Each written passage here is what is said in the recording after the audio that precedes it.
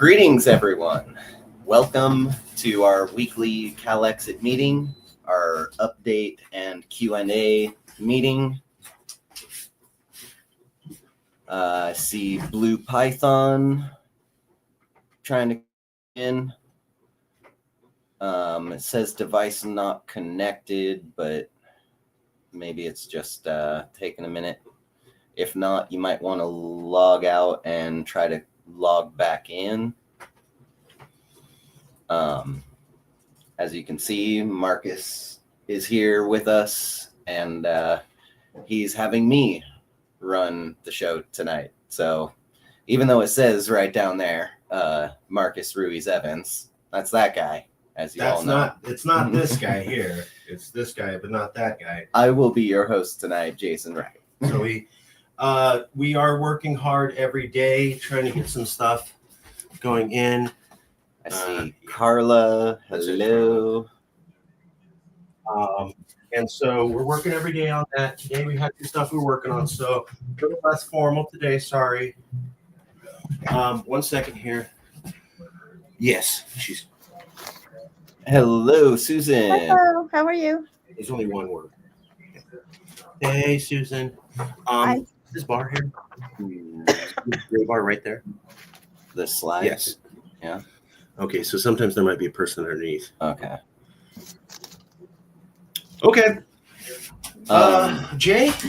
Yeah. So welcome to this week's Q&A Calexit update. We have been working pretty hardcore on the Kali Nation token. It's being tested, back-end tested right now. Should be done soon. I know we keep saying every week it's about there, and then It is closer. another Yeah. tech snafu happens, but it's, I guess the back end testing is happening and has been going on today. So once that's worked out, I think we launch. So there's good news on the Kali Nation token front. I also have recently been in contact with Emperor AP of Eternia Empire, and he's the artist that we had contracted for the Kali Coin friendship tokens, the copper friendship token series that we were making. He is still working on those. He's finishing up his master's degree right now, so he's kind of back and forth between things. And the dude's like 10 years younger than me, so I'm blown away that he's like about to finish his master's. So kudos, Emperor AP. We should hear more from him sometime soon, within the next month, once he knows his schedule with the after finals and all that. On to initiative signature gathering. We mentioned it last week, but we'll mention it again.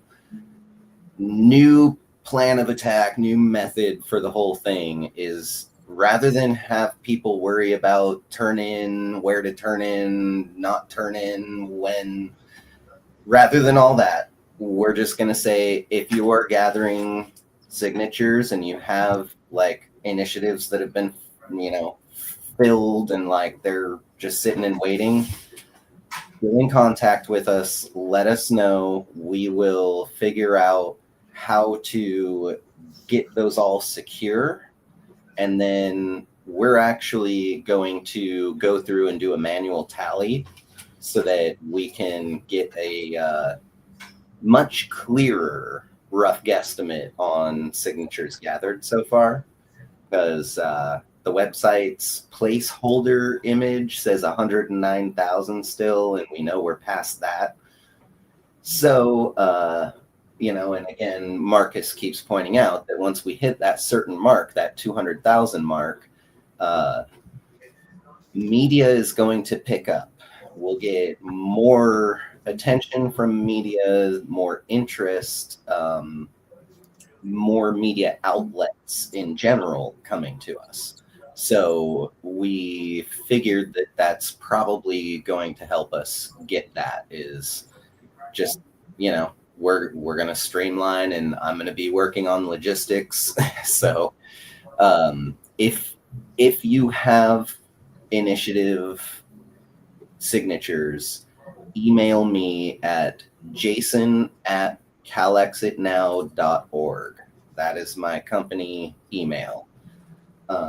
I see. Blue Python? Yeah. Blue Typhoon. Blue Typhoon. I was thinking Blue Typhoon. Python.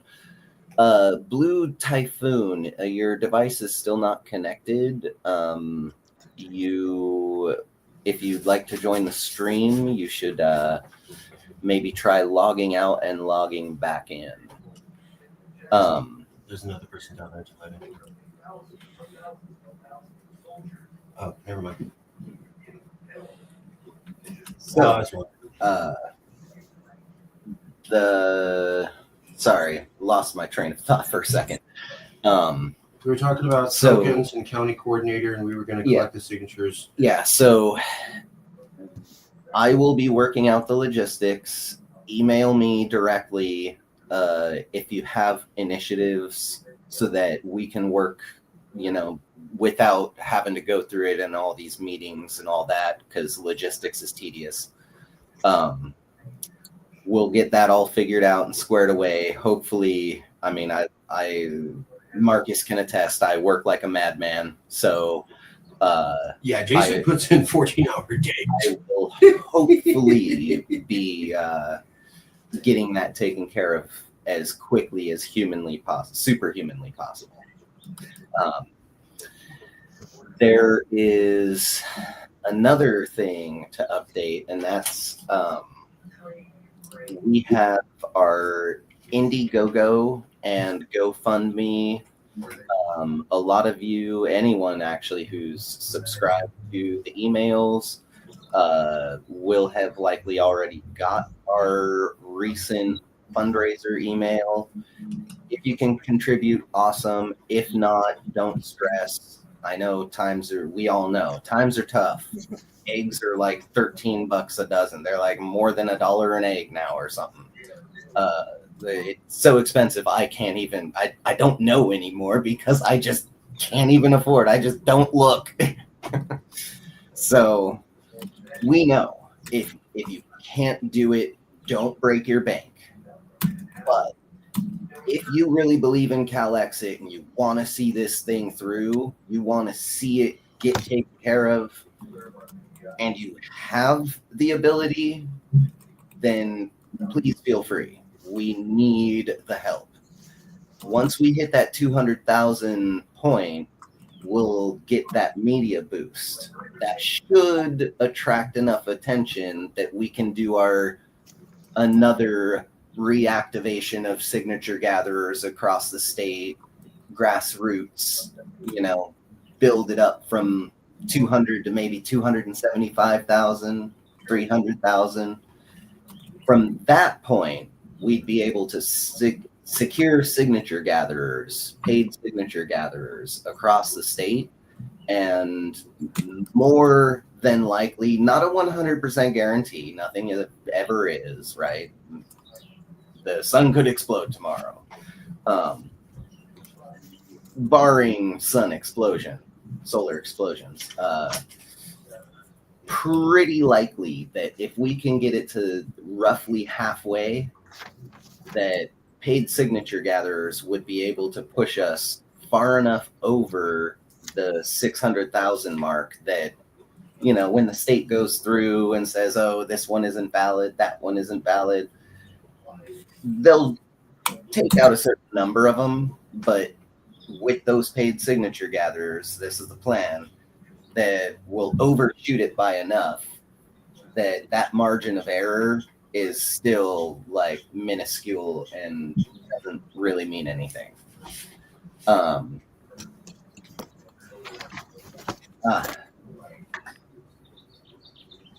Okay. I knew I should have messaged him that we were having our 7 o'clock meeting. This is priority though. Okay, so I'm gonna have to step out and go work on. Mhm. Okay, so I've only got a couple more minutes. As the head of Calexit, I want to hear from you. What questions, comments, concerns does anyone have?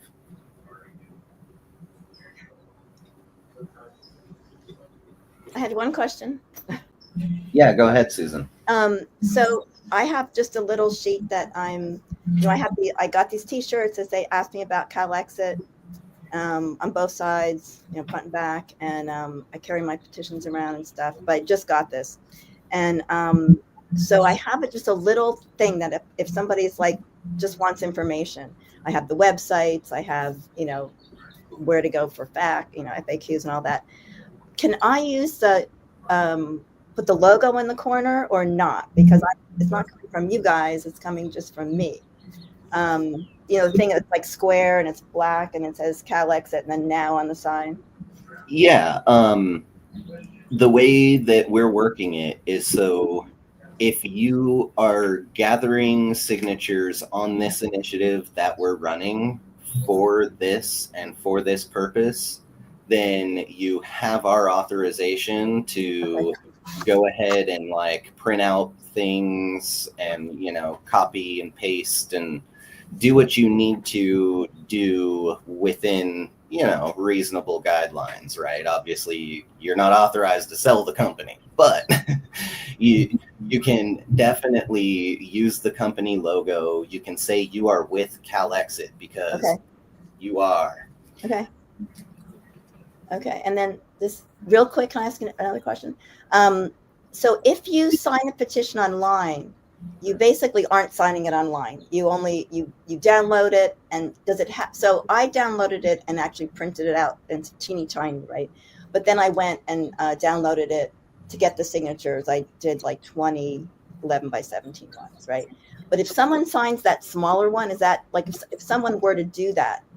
It's supposed to be on 11 by 17. Okay, because I know it says that if you go through and read all the instructions, but I'm just wondering, like, because I was thinking, like, well, you can go to the website and find it yourself, but it sounds a little more complicated about doing that, like, and then they have to figure out where to get it to the, because anybody can look at your website, right? And they may say, this is great, I'll sign the petition, and then they have to print it out long, and nobody can really do that at home, and then find where their register of voters is and all that.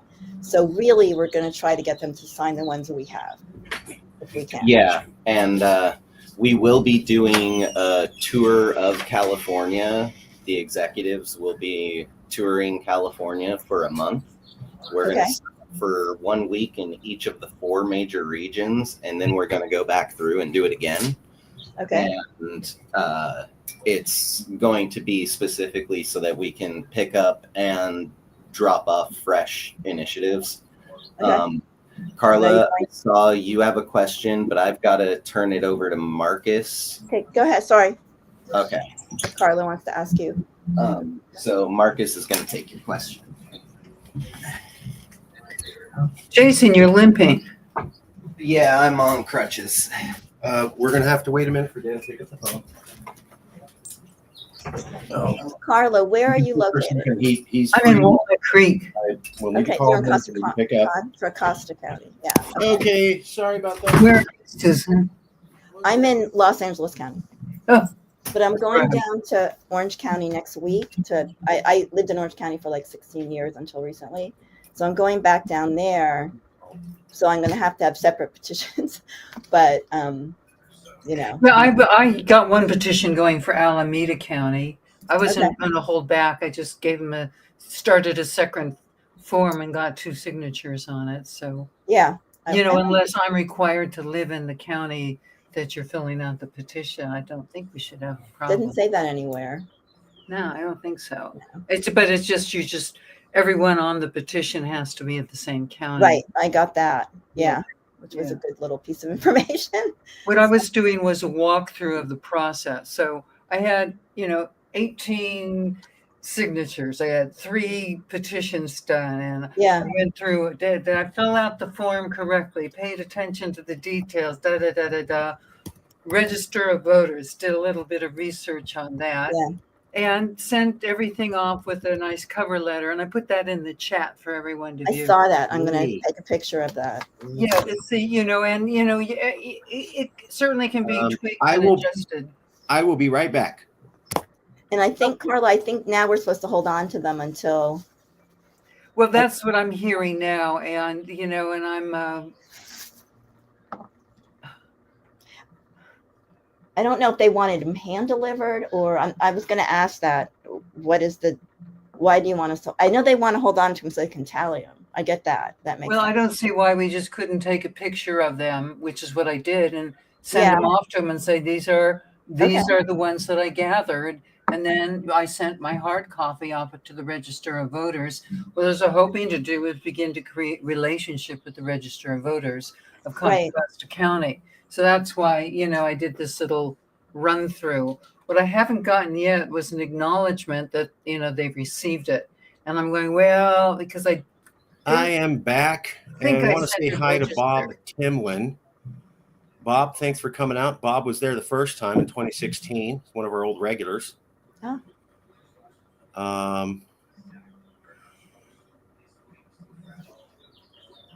Any other questions from Susan or Carla? I was wondering.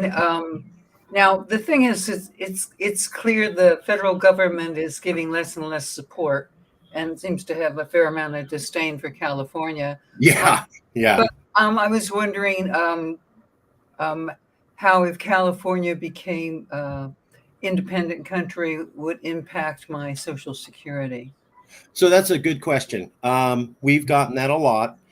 The law with Social Security, as it was designed, I think with the implementation of Social Security around 1945 to 1955, says that the American government has to send you your Social Security check anywhere in the world as long as you are a U.S. citizen, because it's a contractual obligation and not a grant. Basically, you have agreed to give the government money, and they have agreed to hold on to it, raise interest, and then make payments later on. That means you've signed a contractual obligation. It's very different than, hey, I'm poor, give me some money. This is why I always say Social Security is not welfare. It's an investment program, and you're being paid back money you're owed. Because of that, they can't not pay you by law. Additionally, they have to send the checks anywhere in the world. There's a lot of people who are Puerto Rican and are part of the U.S. military. There's a lot of people who are Samoan and are part of the U.S. military. They aren't U.S. citizens, though, and the checks still go to them. So I know people who have retired all over, and they get their Social Security. I mean, I just get mine deposited automatically, right? Now, we don't know how bad they're going to screw this up, right? I mean, I just got my check. I just got my, I looked in my credit union's account and it was there. And literally, I wasn't sure, like, we don't know. They're firing so many people, and the website crashes and you can't get through. And so who knows? But you are correct. By law, they can't. This is our money. Whenever somebody says it's an entitlement, I want to scream. It's not an entitlement. It is your money. 49 years. So if California exited from the USA, would we no longer be citizens? You would still be citizens. So we've said we're not going to take away American citizenship. We're going to give California citizenship. This has always been the answer for the last 10 years. So it's dual citizenship. You would all be dual citizenship, which means you cannot lose your American rights because you're still an American citizen. That totally clarifies my question. Thank you. Your children and children born in an independent California would only have California citizenship going forward. But they never, because they were born here, would have put into a federal system and be in a position where they need to get money out. So you always have to get the money as long as you're a U.S. citizen. The only thing that could jeopardize you getting your Social Security check is if you personally renounced your U.S. citizenship, which we have no interest in asking you to do and have never suggested in the last 10 years. Would California be creating its own separate retirement system for its residents? So probably. The fact is that when you look at America, and the Wall Street Journal did an article on it. There's really only two people in America who are comfortable with retirement. This article came about 5 years ago. It was California state government workers and people who had over $1 million in capital. That's according to the Wall Street Journal. So retirement is not done well in America, just like healthcare is still not done well in America. It's not a good system. Social Security is something that people need because they have nothing else. I can't tell you the number of people that I've heard who are on Social Security and say it's not enough and I'm barely making it. I don't hear many stories of people saying, wow, Social Security took care of me so well. I have more money than I know what to do with. I've never heard that. But it was never intended to be that. It was intended to give kind of a baseline support. Sure, but I've also met people who don't even get enough to cover rent and food. And I hear that story a lot. I'm so sure. It doesn't even do what it was originally designed by FDR to do. It was supposed to make sure that you weren't destitute and on the streets and starving. And given the inflation in America and the record high rental and housing prices, it no longer actually does what it was designed to do. But people are still dependent upon it. The money can't be taken away. But if we want to play worst case scenario, the fact is that California is a donor state. So even if they took the money away, which they won't and they can't, we could easily replace it on our own. We're going to make 100 to 200 billion extra dollars day one of independence because we're not subsidizing America and being held by America and paying additional taxes and not having trade deals go through. And we won't be losing sales. I mean, the world it's not just liberal Americans. It's not just Californians. The world is scared of Trump. Okay. And when they do that, they stop investing in America. They stop traveling to America. They stop buying American products. This also happened with Barack Obama. After he told the world we would never spy on you, and then it came out that he personally authorized spying on every single NATO country, including Germany. That really pissed off the Europeans because they felt, hey, you're lying right to our face, and you don't treat us as fair people. California lost $6 billion in technology sales that year alone. That was with Obama. The world image of Trump is 50,000 times worse. So you can only imagine the amount of money that we're losing. We're dependent on international trade. We have the most foreign exchange students. We have the most foreign investment in business. We have the most foreigners buying homes and property here. We have the most foreigners visiting here on vacation. We have the most immigrants, and we have the most international trade deals and the most international business related people. So we are very well connected to the world. And unfortunately, when America has a bad image, it really hurts us badly. So I was doing an interview on Trump's tariffs, and I said, and I have a lot of friends here in the, we're technically majority liberal by like 2% here in the Valley. So I hear it all. I'm a liberal, but I hear it all. And one thing I had to explain to a lot of conservatives around here is they're going, oh, but Trump's going to make this deal for America, and he's going to make that, and he's going to fix this for America, and he's going to fix that for America. And I go, first, you're guessing, you're hoping that this goes well and that he actually makes this deal. You don't know that's going to happen, and you don't know what the deal is on it. You're hoping and you're guessing. Secondly, no matter what deal Trump makes, it's going to be ruinous for the California economy to have gone through this trade war period at all, period. Why? America is 6.7% dependent on international trade. We're 25%. So 1/4 of our economy is dependent directly on international trade. You start screwing around with that, jobs in the economy do this. When it's only 6.7% of your economy, you can screw with that and be fine. That's why Trump doesn't care about the impact the trade wars do, because it's only 6.7% for the average American state. Here in California, we're going to lose 1/4 of our economy. That's collapsing economically ruinous for us. So he's doing things that may work for America, but just don't work for us. We're internationally trade focused. We can't do harsh negotiation and have China do 84 and then 125% tariffs. I mean, last time, the worst place in all of America to be financially impacted by Trump's tariffs last time when he was president, guess which state in all 50? This one. We were the worst hit, according to economists. All economists agree. There's no debate. California got spanked hard. So whatever benefit America had, we saw none of it. We lost. We lost massive amounts of ag products to Asia and technology sales to Asia. We supply 90% of the fruits and vegetables to America, and we supply about 90% of the berries to all of Asia. Because we have a Mediterranean climate, there is no Mediterranean climate in all of Asia.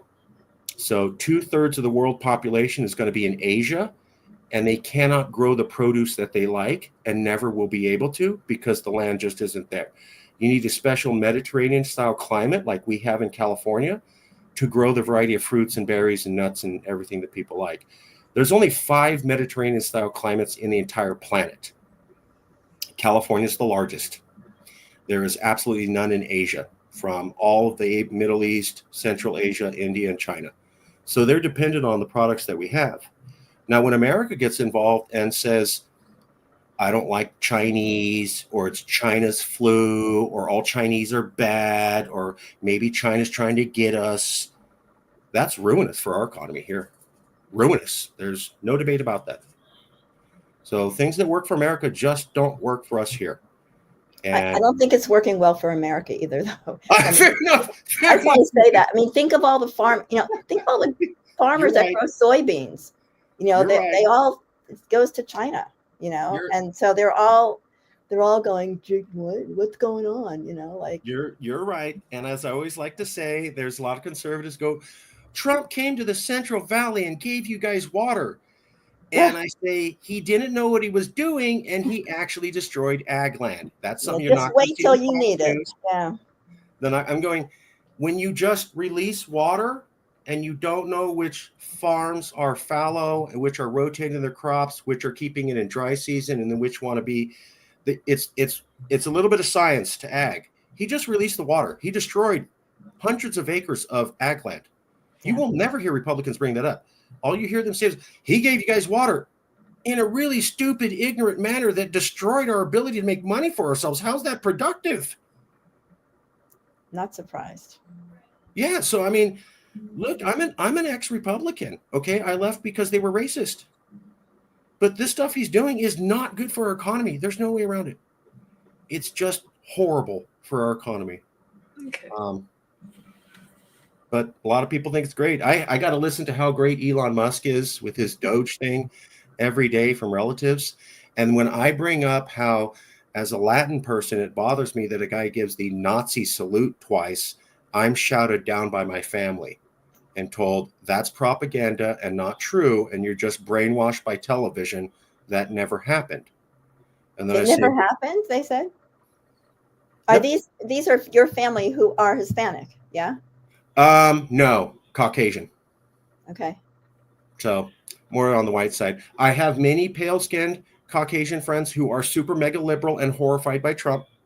So that's, but the Trump supporters in my family tend to be pale-skinned Caucasian people usually. Just saying, of course, not all pale-skinned Caucasian people are like that. Of course not. That's ridiculous. Of course not. That's not true at all. But within this demographic, I'm seeing a lot of support. I mean, the moment Calexit got serious, I had different family members chew me out for an hour.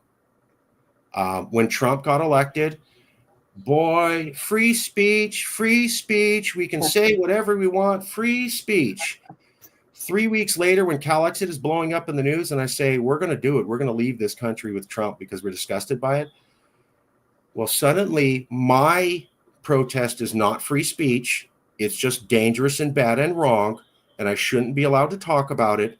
And they get to yell at me for an hour about how I'm wrong and bad. After 3 weeks ago, they just talked about how they love free speech. So for me, they're all full of bull feces. I'm being PC here.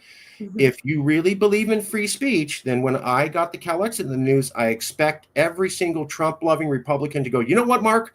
I'm disgusted by your message, but I support your right to do it. Thank God you're getting out there and using free speech and getting a message out there and using democracy. Not one of them could do that. All of them had to tell me how I was wrong and bad, and what I was doing was wrong and bad and not funny. Yet when Trump and Elon gives an Nazi salute, I'm just taking it too far, and calm down and freedom of speech. So when I see the Republicans, I'm like, I see what you guys say, and then I have to live with how you actually live. And you don't actually mean free speech. Otherwise, you'd be coming forward and telling Californians, you know, I don't like it when you guys protest for abortion rights, but good for you. Get out there. You know, you do you. You know, get out there. Never happens. They never say that. Never happens. So I'm like, you're a liar. This free speech is code word for I want to say racist, bigoted, sexist, xenophobic things, and I want to not be held to account for it. It's not actually free speech. Otherwise, you'd be celebrating us, and that never happens. I never see that anytime. So I'm impressed you're still talking to him. I'm not going to lose family members anymore. I did that in 2016.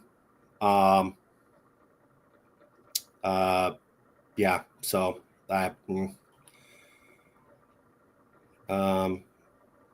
no president of any party negotiates trade deals with Californians at their best heart. That's absolutely true. Obama was a decent president, but even he held up trade deals. George W. Bush was an incompetent president, and he held up trade deals too. So we go from a competent president who holds up trade deals for us to incompetent presidents who hold up trade deals. But the best situation we get is a competent president who still holds up trade deals. And I'm not blaming Obama. It's not like he goes, I don't want California to trade. He can't change everything. He's a really capable man who was dropped into a system that had been built over 2 centuries.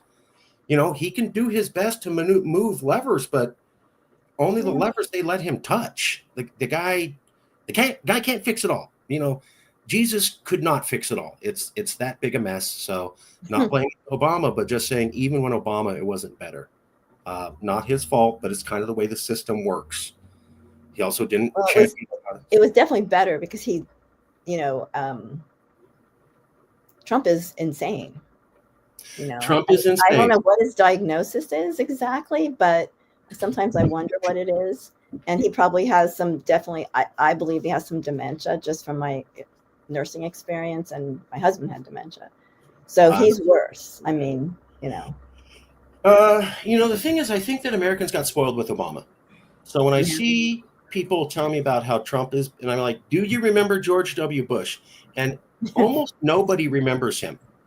Really? So, what do you mean? How can they not remember him? I've talked to at least 200 liberals who would say Trump is the worst. Trump did this. It's never been like this. And I go, so what about when George W. Bush went on global media and said, I don't read, and then smiled like he was proud of himself? Does that make us look smart or like we're really stupid? Not one of them had a clue what I was talking about. No, I remember that.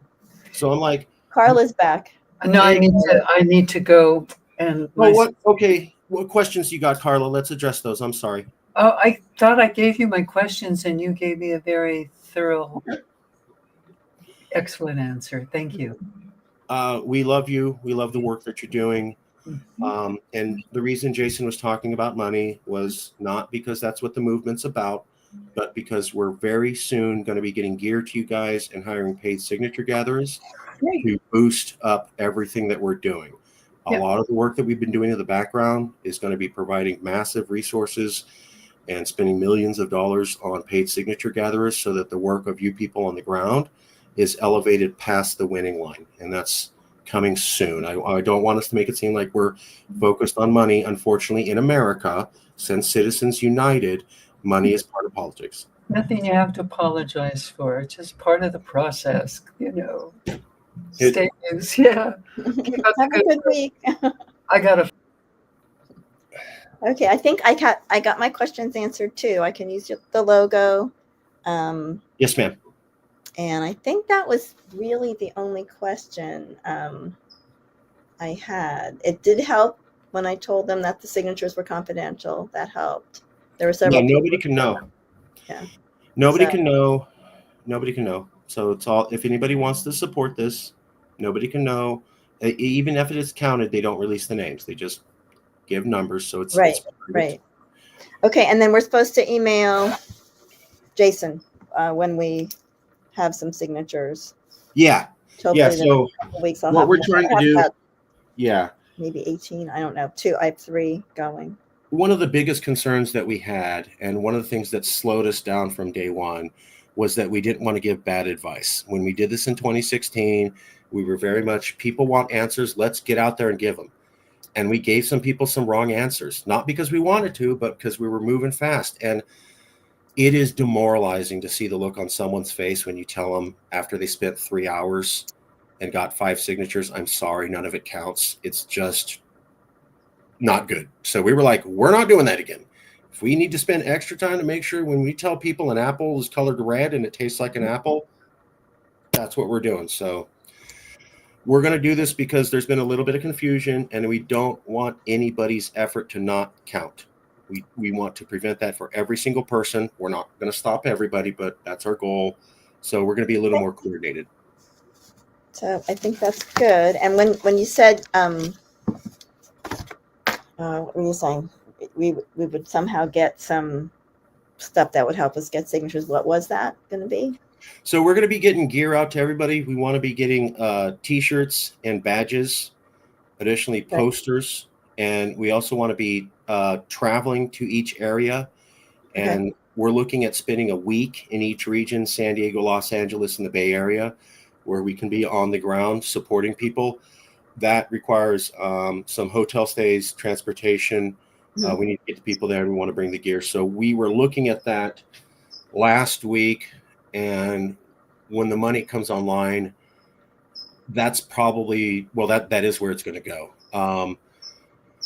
We got the bank account squared away roughly. We're close to that. We got the crowdfunding online, we got the merch store online, and we got the token online, and that's all been online in about the last 10 days. With those 3 funding vehicles, we think that we can generate the money that we need. We wanted to have them up last month. However, to do things correctly and to make sure that the token isn't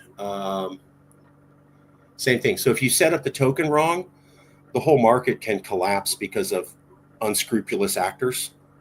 So you need to put basically, I'm not an expert, but it's basically safety checks in there so that when you use the token, a nefarious actor can't come into the market and screw it up. Like, it has to be played fairly. So that takes a little bit of extra time. I can't imagine. So. Yeah. Are you going to go to different Democratic groups, or what are you? How are you going to? Like to? We've asked. We haven't found any Democratic groups that are willing to have us speak. But if we have asked people, I've asked 5 different people who've emailed me and said, would you be willing to speak at my local Democratic group? And I go, yeah, just get us a yes. We'll be there. So we're still waiting for permission. We'll speak at any Democratic or Green Party group. Some people have said libertarians. I don't know how I feel about libertarians. What about indivisible groups? I mean, they're focused on lefties. Any lefty group, we will go. Any solid lefty group, we will go and we will speak.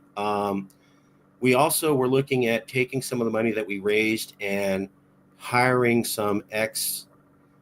private companies that are companies but are known to work with the Democratic Party, just so we could,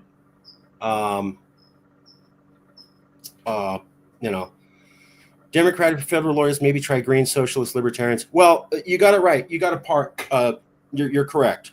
However, all Californians are scared, especially progressive. And a lot of those progressives are Democrats for whatever reason, and we will speak to them. Now, the Democratic Party may not be for this, but we're for this. And if we go speak at any Democratic Party or green, socialist, whatever, we're talking about full-blown secession. So that's going to be what it is. But the people I know are Democrats. Everybody that signed my petitions are Democrats. Yeah. But I know what you mean. It's a Democratic Party. They want to do this. But some of the indivisible groups might, they have meetings. Some of them don't. I haven't had a really good experience with any of the Democratic groups in my area, but I know in Orange County they're really active. They are. They really are. And it was very local. Like here I have to drive to Burbank or, Pasadena or something.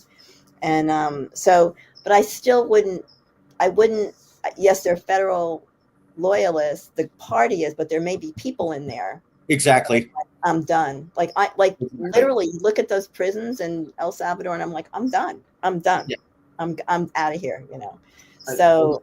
And that's what I'm getting is people are like, okay, this last couple of weeks has just done it, for me. So they may have voted Democratic in the past, but they're willing to look at other options now. Well, one thing Jason said, so I think you, Bob, and I are all saying the same thing. The party's probably going to be hostile, but there's thousands and millions of Democrat people who are on board. Okay, that's just the reality of it. I get it. I predict the Democratic Party is going to be neutral on this because they're going to realize a lot of their members are for this while they officially aren't. And the way that you don't cause a rupture is you just don't say anything and you let it play out how it plays out. And they put out their little flyers, and before election day, and they'll be neutral on, third of the things. So the two-party system is broken. Like I was talking about, even when Barack Obama was here, things were still falling apart in America and they were not working for California. So I like going to the Obama thing. America had never lost its credit rating ever since the Bretton Woods conference, I think in 1955, where they built the US dollar as the reserve currency for the globe. Mm-hmm. The first time we did was Obama and the Tea Party. Now, again, I'm not blaming Obama. Maybe he could have made more concessions, I'm sure, but the Tea Party was pretty nasty. They were the ones that started the whole Volcker conspiracy. Yeah, and one of their guys literally went on TV and said, whatever he puts up, we say no, and we'll still win elections. We don't actually have to get anything passed. All we have to do is just be opposition, and we'll shut everything down. And he was right. They got nothing passed, and they still won elections. And Obama was not able to stop that. As good as he was, as competent as he was, as intelligent as he was stopped cold by the Tea Party. Almost couldn't get anything done. Lost the credit rating of America. Now we can go, he should have done this or he did nothing wrong. If I put the most competent sea commander, right? We've had ships in the ocean for 500 years. If I pick the best naval captain human who's existed in 5 centuries, and I put them on the Titanic, it would still sink. Right. Don't matter. Jesus could appear. Titanic had too many holes. So, I mean, the Tea Party, that's what they said. We're just going to block everything. And what can he do? And he could never be mad. Like, that was the thing. He had to be careful of his image. You don't want to be an angry black man. Like, he couldn't get up there and scream like Bernie, like no, he couldn't. Right. And women too. Women have to be very careful. Otherwise they're shrill, and so that was always an issue. He was just like really too nice. So the parties are hostile. The Democratic Party may be hostile, but there's going to be a lot of Democrats here. There will be some Republicans. I've met a few. Mm-hmm. Not many, and we're willing to accept them. Now, I understand there's a lot of hard feelings, but if somebody voted for Trump and then realized, oh my God, what was I thinking? We have to let them in, and we can't browbeat them. We have to go, you know what? We're going to skip the whole what the hell were you thinking, and we're just going to get to you recognize the ship is sinking and we're all on board and we all need to save ourselves, right? Yeah, okay. Well, let's get to building the life raft. We can do the blame game in a few years from now. I talked to somebody today and they said, what is the harm of putting something on the ballot? Exactly. On the ballot. He said, even if I don't agree with it, I would not want it, not have it on the ballot. If this is a, so, and this person did agree with it, but, he said, I basically would, sign a lot, that they feel like it's a really important thing that people can vote on stuff and think about stuff and all that. So that's the other half to your question. You were talking, and I've had people go, I'm scared and Trump said this and I'm scared. And yeah, the first answer is nobody's going to know you signed this. The second answer is, why should you care if they know? Because if we're at the point where you're scared to sign a petition, you're basically saying we're at full-blown Nazi Germany now, where you're like, my God, if I sign a document, I'm going to be rounded up into a camp. If you literally believe that, then you're at the full revolution stage. I don't think it's fully there. Other people can disagree with me. I think it's pretty bad. I think we will get there. But if you're like, I'm afraid they'll come and get me, that kind of answers your own question. Like, you're not going to sign something to get the hell out of the situation when you really think it's that bad. Yeah. How's that make? I mean, but you know, that's what happened in Nazi Germany too. I mean, they would, you know, I have kids. I can't, you know, that. I mean, seeing that graduate students snatch it off the street was just very scary to people. You know, so The thing that terrified me was that professor who went to a protest and then they put her husband in prison. Yeah. They go, well, you know, he's not technically a citizen, so we can deny his rights and we can do whatever we want. That's just amazing. I mean, arbitrary detention. You know, you shouldn't treat anytime you take away someone's freedom, you take the responsibility of taking care of them. You know, you really do. I mean, your punishment for whatever. And this guy didn't do anything. Even that graduate student, she had published something about let's divest from Israel. Yeah. She wasn't pro Hamas. Like there's no way that nobody is saying that they're pro Hamas that does this. You know, my kids are like, you can't treat these women and children in Gaza like this. They're not saying I'm pro Hamas. Yeah. So they're just using that, and so you can't, you know, because they're so irrational. I mean, because it is so close to Nazi Germany stuff, people are scared. And I was talking to Jay about this for an hour last night. I was fascinated by the Nazis. I learned as a boy that I would have died in the camps. So my dad was Caucasian. My mom was full-blood Mexican. She would have been killed. He would have been, you know, he would have had to go to a brainwashing camp. And then I would have been killed because I'm a miscegenated product. And she would be a woman who corrupted his DNA pool. And I remember there was a word for it, like half-breed kids get wiped out. And I'm like, I remember being 13 and going, wow, I would have been gassed in the camps if I lived there. I mean, that didn't happen, but that shocked the hell out of my little 13-year-old brain. And so I was fascinated by this. And my uncle, who passed away, one of the greatest men I ever know, Caucasian man, one of the greatest men I've ever met, super kind, taught me so much. Uncle Bill, you were a true man. You were loving and gentle and kind and educational. He taught me all about the Nazis, and I thought, this is fascinating. And I never, ever thought this knowledge would be useful. I thought it was just a fun thing to kind of study. And, you know, I was kind of weird because I was into it. And I was, not that I wanted to be a Nazi, but I just thought it was fat. Like, how did they built the whole empire on this crazy idea that white people are how do they do that? And they were smart and technologically advanced. What? And it's and now you're never going to ask that question again. I never thought it would be relevant knowledge I would be using in a current political context. I thought it would be boring history conversations where people would be bored and I could have with a couple eggheads, and that would be it. Never in my life did I think I'd be looking at the playbook and going, wow, that looks like this and that looks like that. And I mean, when they had Bill Maher on, Bill Maher went and met with Donald Trump, and now he has some video going, I met a decent man who was decent and kind and yeah. Hitler was known to be very kind and generous to his dog. Yeah.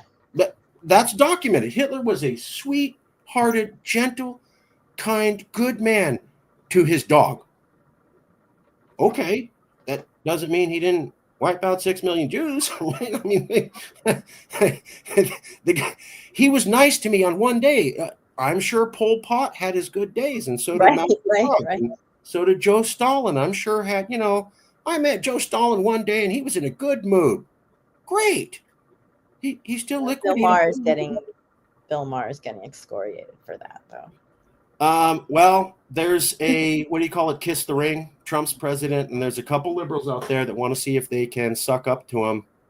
And I think you're seeing who's who. Yeah. Well, I enjoy it. You're seeing who's who. Yeah. So if you're sucking up to him, I think we know something about you.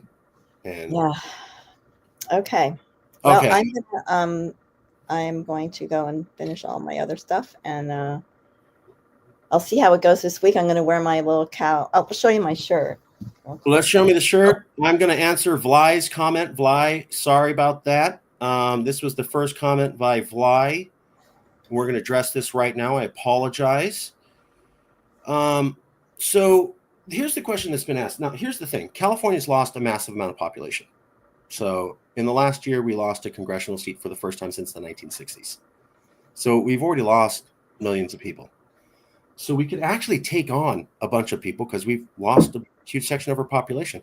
Because of that, it means we can house more people. So let them come. We're actually in the best position to have more people join us now. Let's see that shirt. Oh, sorry. Let's see it. Oh, it's just kind of Yeah. it's on the back. So, if I'm walking around, and then I have the thing to hang out, to hand out. Okay. Can you do me a favor?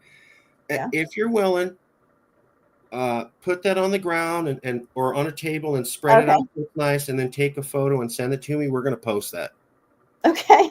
Yeah. We're going to say that we made the shirt and we love it. Yeah. I mean, it was just a, Zazzle thing, but, that way I don't, I can, hopefully people will, I haven't worn it yet. So I just washed it. So we'll see if people will come and ask me. And even like if I go to the doctor's office, I mean, I'm just going to wear it, when I go out. I think that's the key. Yeah. That's the key. Yeah. We wanted to get more gear out to everybody. The merch store that just got launched has so many cool shirts, and we're expecting that within a month we can have a lot of young people wearing Calexit gear. Hopefully. So yeah. The other thing about whoever asked that question, one of the first meetings you talked about was how there's federal money for homelessness, and even though we have a huge amount, I don't remember 50% of the homeless in America, we only got 11% of their money. Yep. The McKinney Vento. That's when you say, what are we going to do about homelessness, is we'll have more funds for our own problem. If we're losing what was it in 2024, we lost 82 billion, and then 2022 we lost 70 billion. And they were projecting that I think 17 billion would be all it takes to permanently wipe out homelessness in the Bay Area. 82 billion would wipe out homelessness in Los Angeles in 1 year. We lost what it would take to wipe out homelessness in 2 years just on our own. But we've been dealing with this for 10 years. It's still not any better. And we could have wiped it out in 2 years of lost payments, maybe even one. It'd have been a dead issue, gone. And yeah, it's called the McKinney Vento. McKinney Vento, Vento.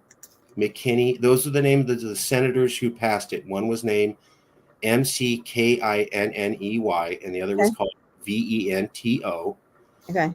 They passed it in like the 1970s. And this is the thing. I ask people, this isn't the first time we dealt with homelessness. So, California's got a third of the homelessness. It's got a half. Okay. So what are you going to do, America, to help fix it? Nothing. Just blame us for it. Okay. Well, turns out there's a federal pot of money, and we got 11% instead of 50%, while still being a donor state. We got 11 instead of 50. So instead, we put money into this insurance program, and then when they need it, they don't give us anything but ridicule. Yeah. It's your fault. All the homeless are there, and it is interesting that it is definitely better in the last 5 or 6 years. It's 5 years maybe. Here, I'm in Los Angeles, and I'm in Northeast Los Angeles. Not a great part. There's some very nice areas, but there's a lot. You can live outside here. Your the whole year, and you could do it. You get a tent. So. It's gotten much better. They've gotten, they have a system. Whole areas have been, they've gotten into permanent housing. So and I don't know how much of this is, the Olympics that are coming up in 2028. That's kind of the thing, but it's gotten better. So, but that's an important thing that, we're not getting the money that we need from the government, and we're not getting the representation. That's, for me, that was the biggest thing. Representation. Jason found some great meme. I'll have to find it. We want to post it. It's basically it's California as a state, and then it shows like 30 other states. So California's on one end of the picture, and then 30 other states are on the other side of the picture.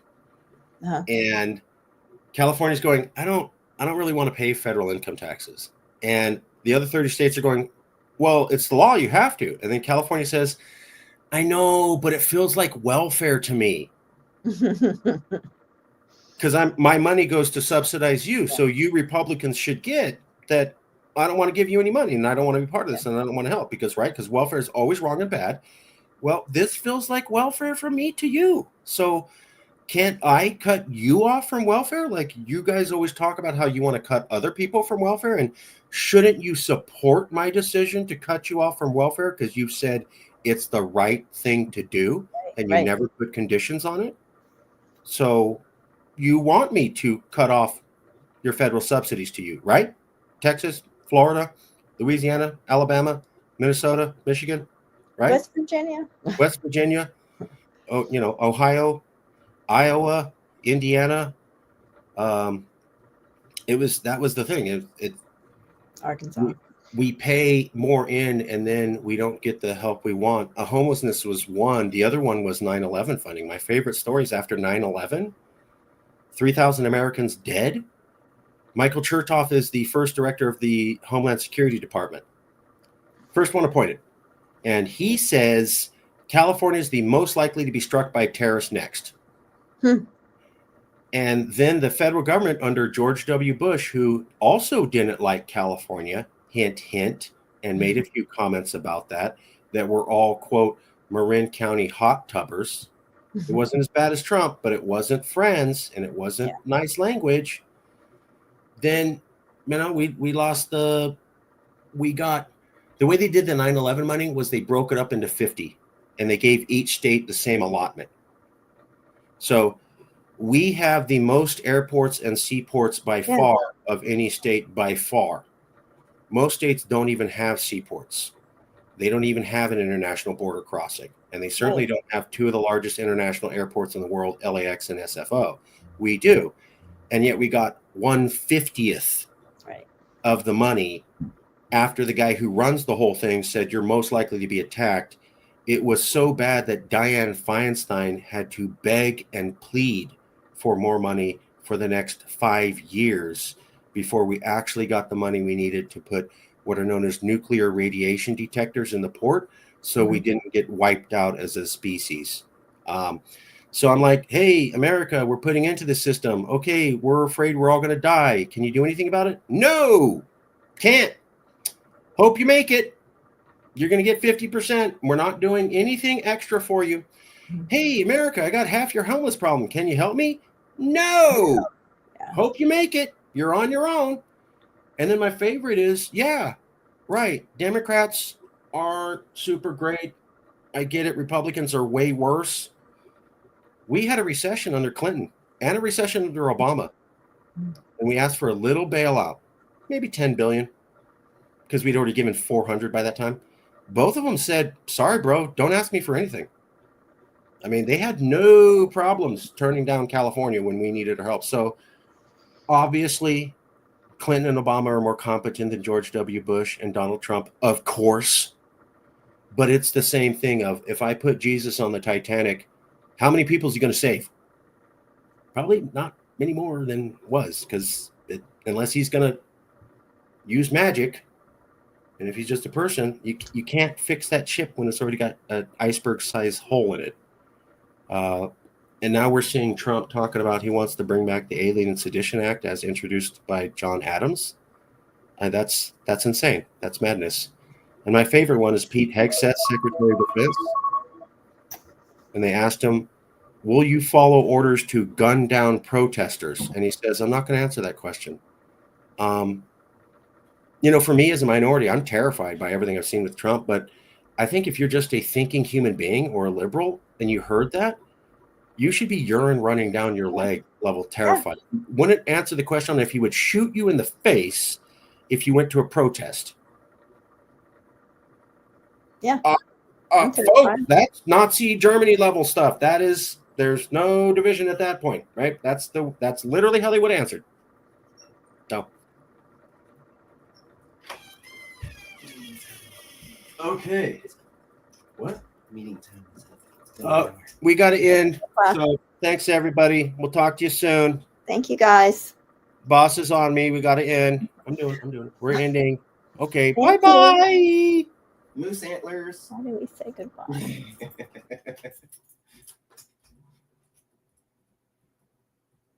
Hold on 1 second. Steady. Wait for it.